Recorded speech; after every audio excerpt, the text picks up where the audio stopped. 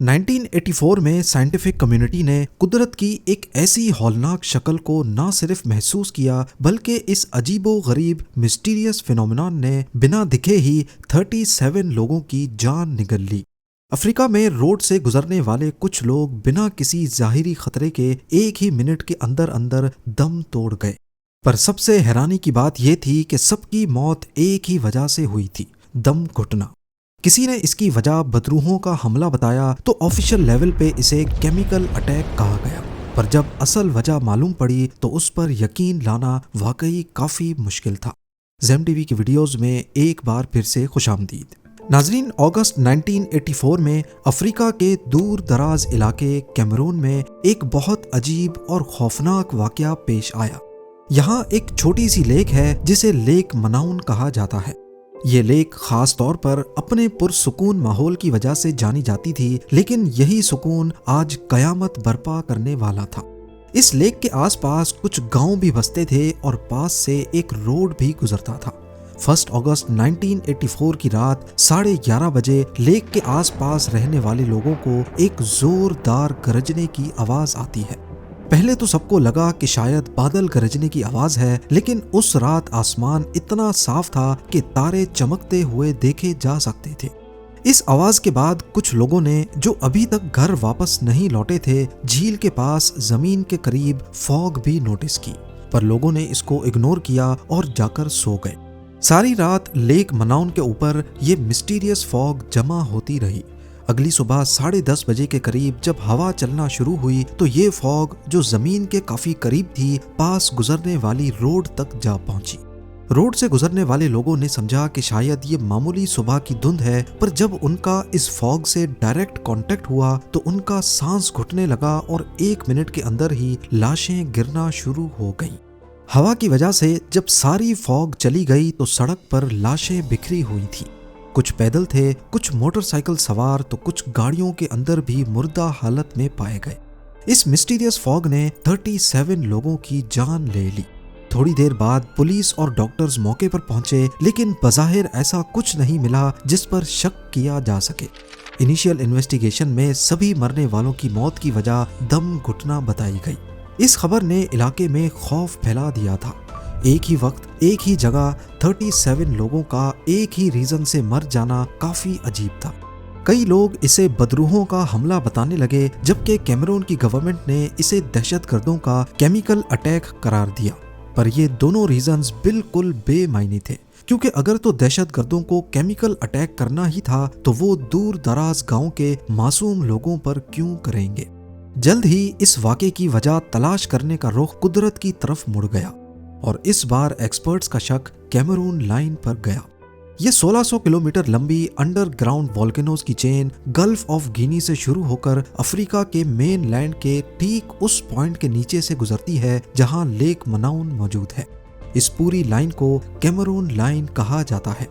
Cameroon में मौजूद US embassy की मदद से इस मामले को इन्वेस्टिगेट करने के लिए हैरोल्डर सिगर्टसन नामी साइंटिस्ट को बुलवाया गया। सिगर्टसन ने लेक मनाउन की अच्छी तरह जांच की, लेकिन उन्हें लेक या लेक के बॉटम पर किसी वॉल्केनिक एक्टिविटी के कोई निशानात नहीं मिले। ना ही लेक बेड पर किसी हलचल के निशानात थे, ना ही पानी में सल्फर पार्टिकल्स मौजूद थे, जो अमूमन वॉल्केनिक एक्टिविटी के दौरान निकलते हैं। पर जैसे ही सिगर्टसन ने लेक के बॉटम से पानी की बोतल निकाली तो उसमें से गैस और झाग निकल रही थी, ठीक उसी तरह जैसे कोक की बोतल का ढक्कन खोलते ही झाग बाहर आती है। ये इशारा सिगर्टसन के लिए काफी था। वो फौरन समझ गए कि लेक के बॉटम पर कार्बन डाइऑक्साइड गैस पानी में डिसॉल्व हो चुकी है। मरने वाले लोगों के पोस्टमार्टम में भी ये सामने आया कि इनका दम कार्बन डाइऑक्साइड गैस की वजह से घुटा था। पर यहाँ पर सवाल ये है कि लेक मनाउन के बॉटम पे डिसॉल्व होने वाली कार्बन डाइऑक्साइड का लिंक मरने वालों के साथ कैसे था। आपको यहाँ बताते चलें कि कार्बन डाइऑक्साइड गैस नॉर्मल हवा से भारी होती है और अगर उसे किसी कमरे में रिलीज किया जाए तो वो कमरे के निचले हिस्से में जमा हो जाएगी। और लेक मनाउन पर भी जो बादल या फॉग काफी नीचे देखे गए थे, उसमें कार्बन डाइऑक्साइड गैस ही मौजूद थी। पर आखिर ये गैस लेक मनाउन से निकली ही क्यों? पूरी इन्वेस्टिगेशन के बाद सिगर्टसन ने थ्योरी पेश की कि लेक मनाउन के नीचे मौजूद वोल्केनिक गैसेस आहिस्ता आहिस्ता जगह बनाकर लेक बेड पर जमा होती जा रही थी। लेक बेड पर मौजूद गहरा पानी इस गैस को अपने अंदर डिसॉल्व करता जा रहा था। क्योंकि ये लेक इक्वेटर के पास मौजूद है, यानी जहां पर सारा साल कड़ी धूप और सख्त गर्मी होती है। इसी वजह से लेक की अपर लेयर हमेशा गर्म होती थी, जबकि निचला हिस्सा जिसमें कार्बन डाइऑक्साइड गैस मिक्स थी वो धूप ना पड़ने की वजह से ठंडा ही रहता। ठंडा पानी वजनी होता है और गर्म पानी हल्का, इसीलिए लेक के बॉटम वाला ठंडा पानी कई सदियों से ऊपर वाली गर्म लेयर से मिक्स ही नहीं हुआ और उसमें हर गुजरते मिनट कार्बन डाइऑक्साइड की मिकदार बढ़ती चली गई।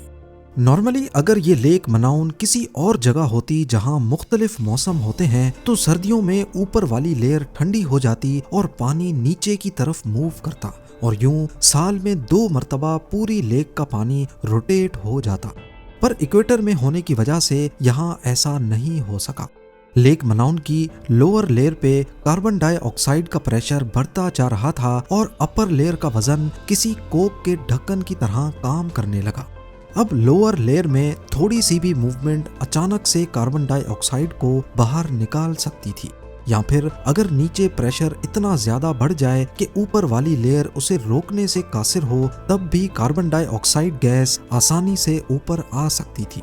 सिगर्टसन ने बताया कि लेक मनाउन एक टाइम बॉम्ब की तरह बन चुकी थी और ये प्रोसेस अचानक से हो सकता है, वो भी एक धमाके के साथ। लेक मनाउन पे इस हादसे से एक रात पहले लोगों को जो गरजने की आवाज आई थी वो शायद इसी प्रोसेस की शुरुआत थी। इस फिनोमेनन को बाद में लिम्निक इरप्शंस का नाम दिया गया। सिगर्टसन ने 2 साल मेहनत करने के बाद अपनी इस थ्योरी को साइंस मैगजीन में पब्लिश करवाया, लेकिन दूसरे साइंटिस्ट ने इसे बेकार कहकर रिजेक्ट कर दिया। पर 2 सालों के बाद 1986 में लेक मनाउन से 100 किलोमीटर नॉर्थ में लेक नयोस में भी बिल्कुल वैसा ही हादसा हुआ। लेक नयोस भी कैमरून लाइन के ऊपर वाक़े है और साइज में लेक मनाउन से डबल है। यहाँ भी रात 9 बजे के करीब एक जोरदार गरजने की आवाज सुनाई थी। कुछ देर बाद लेक से तकरीबन 1 क्यूबिक किलोमीटर जितना कार्बन डाइऑक्साइड का बादल निकला। एक अंदाजे के मुताबिक इस बादल में 3 lakh ton carbon dioxide gas मौजूद थी। ये बादल भी हवा से भारी था, इसीलिए फौरन नीचे की वादियों में फैल गया, जहां पर कई विलेजेस में हजारों लोग बसते थे। अफसोसनाक तौर पे इस हादसे में 1746 लोग दम घुटने की वजह से मर गए। ना सिर्फ इतना, बल्कि ये गैस इलाके में मौजूद 3500 जानवरों को भी मौत की नींद सुला गई। हैरानी की बात तो ये थी कि इन लाशों पर मक्खियां और कीड़े भी नहीं आए, क्योंकि इस गैस ने इलाके के सारे कीड़ों को भी खत्म कर दिया था। सिर्फ 4 लोग इस जहरीली गैस से बच निकले, वो भी इस वजह से क्योंकि वो ऊंची जगह पर मौजूद थे। कुछ लोग 36 घंटे तक बेहोश रहे और उसके बाद जब वो होश में आए तो उन्होंने अपने रिश्तेदारों और साथियों को मुर्दा पाया। लेक नयोस के इस वाक़े से सिर्फ चंद माह पहले सिगर्टसन ने अपनी थ्योरी पब्लिश की थी, जिसको बेकार समझकर रिजेक्ट कर दिया गया था। लेकिन इस वाक़े के बाद दुनिया को सिगर्टसन की थ्योरी पर आखिरकार यकीन आ गया। अब दुनिया भर से साइंटिफिक कम्युनिटी ने इन दोनों झीलों का रुख किया ताकि इस मिस्टीरियस फिनोमेनन को सही से समझा जा सके। मालूम पड़ा कि लेक नयोस के बॉटम पर मौजूद कार्बन डाइऑक्साइड गैस को डिस्टर्ब एक लैंडस्लाइड ने किया था। एक्सपर्ट्स ने लेक के ऊपर एक पहाड़ पर कुछ टूटे हुए पत्थरों की निशानदही की जो फ्रेश लैंडस्लाइड के लग रहे थे। जब लेक नयोस में एकदम हजारों टन के पत्थर गिरे तो उन्होंने बॉटम लेयर पे मौजूद कार्बन डाइऑक्साइड वाले पानी को डिस्टर्ब किया और एक ही झटके में गैस ऊपर आ गई। ये प्रोसेस इतना हौलनाक था कि इसने लेक में 25 मीटर ऊंचा सुनामी भी ट्रिगर किया, जिसकी लहरें लेक के किनारे से आकर टकराईं, जिसके निशानात भी बाद में देखे गए। लिम्निक इरप्शंस की तबाही देखकर एक सवाल सबके जहन में घूम रहा था कि क्या ऐसा वाकया दोबारा भी हो सकता है या नहीं। मालूम पड़ा कि मनाउन और नयोस में अब भी कार्बन डाइऑक्साइड की मिकदार आहिस्ता आहिस्ता बढ़ती जा रही है, यानी खतरा अभी टला नहीं था। इस खतरे को कम करने के लिए साइंटिफिक कम्युनिटी ने कई आइडियाज दिए, लेकिन सबसे सस्ता और रियलिस्टिक आइडिया था दोनों लेक्स की गहराई में पाइप्स डालकर कार्बन डाइऑक्साइड को निकालना। मनाउन और नयोस में पाइप्स डाले गए और दोनों लेक्स में से कार्बन डाइऑक्साइड सेफली बाहर निकाली जाने लगी। 2009 तक लेक मनाउन को जबकि 2019 तक लेक नयोस को मुकम्मल तौर पर डी गैस्ड यानी गैस से पाक कर दिया गया। इन दोनों लेक्स को तो लिम्निक इरप्शन से पाक कर दिया गया है, लेकिन दुनिया में सिर्फ एक और ऐसी लेक है जो अभी भी इस खतरे का शिकार हो सकती है।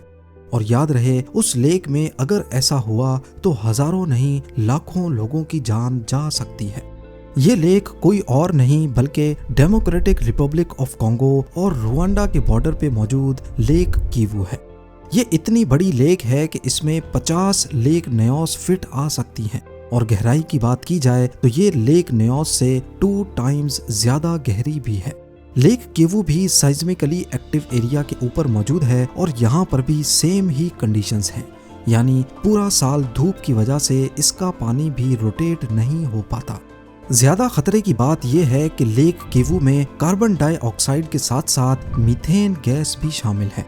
मीथेन में पानी के अंदर मिक्स होने की प्रॉपर्टी कार्बन डाइऑक्साइड से कम होती है, इसीलिए इसका सैचुरेशन पॉइंट भी जल्दी आ सकता है। अगर यहाँ इरप्शंस हुई तो निकलने वाला बादल ना सिर्फ जहरीला होगा बल्कि फ्लेमेबल भी होगा, यानी इसमें आसानी से आग लग सकती है। दूसरे खतरे की बात यह है कि लेक किवू के इर्द गिर्द तकरीबन 20 लाख लोग रहते हैं। अगर यहाँ हादसा हुआ तो ये इंसानी तारीख की सबसे बड़ी कुदरती आफत बन सकती है, जिसमें लाखों लोग मर सकते हैं। दुनिया भर के साइंटिस्ट ने इस लेक पर कड़ी नजर रखी हुई है। उनको कंफर्म नहीं है कि पहले कभी लेक किवू में इरप्शंस हुई हैं या नहीं, पर उनको ये जरूर मालूम है कि 2090 तक इस लेक में मीथेन अपने सैचुरेशन पॉइंट पे पहुंच जाएगी। लेक किवू को इस खतरे से बचाना सिर्फ मुश्किल ही नहीं बल्कि एक इम्पॉसिबल टास्क है, क्योंकि एक तो ये लेक बहुत बड़ी है और दूसरा इस इलाके में बहुत पॉलिटिकल प्रॉब्लम्स चल रहे हैं। वेस्टर्न डीआरसी में जंग चल रही है, जिसकी वजह से कोई भी साइंटिफिक टीम यहाँ सेफ नहीं हो सकती। किवू वॉट नाम की कंपनी ने लेक से मीथेन गैस को निकालकर बिजली पैदा करना शुरू तो किया है, लेकिन एक्सपर्ट्स का कहना है कि इस प्रोसेस की स्पीड बहुत स्लो है। और कुछ एक्सपर्ट्स का ये भी मानना है कि गैस निकालकर इलेक्ट्रिसिटी बनाने का प्रोजेक्ट खुद लेक में इरप्शंस ट्रिगर कर सकता है। लेक मनाउन ने दुनिया को दिखाया कि लिम्निक इरप्शंस क्या होती हैं। लेक नयोस ने दिखाया कि वो कितनी तबाहकुन हो सकती हैं। और लेक किवू में इन सबसे ज्यादा खतरनाक सलाहियत मौजूद है। इसके इर्द गिर्द कई दहाइयों से चलने वाली जंग और बसने वाली आबादी को देखते हुए ये कहना गलत नहीं होगा कि लेक किवू के अंदर छुपा हुआ खतरा इसे दुनिया की सबसे खतरनाक झील बनाता है। उम्मीद है जेम टीवी की ये वीडियो भी आप लोग भरपूर लाइक और शेयर करेंगे। आप लोगों के प्यार भरे कमेंट्स का बेहद शुक्रिया। मिलते हैं अगली शानदार वीडियो में।